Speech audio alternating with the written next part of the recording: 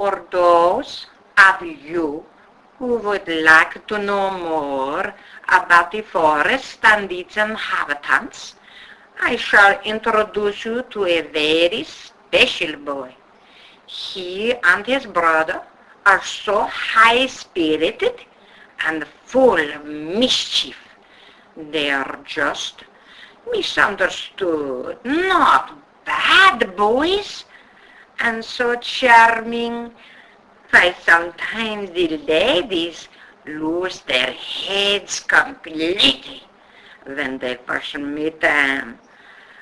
With pleasure, I now introduce you to Tyler. Hey y'all, it's me, Tyler.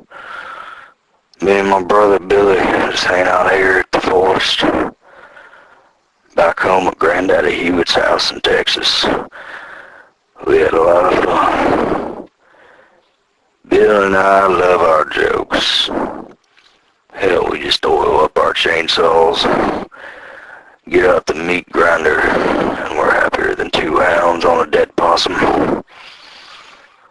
But I guess we just had too much fun after what we did to our cousins and their cat with that lawnmower and the wood chopper.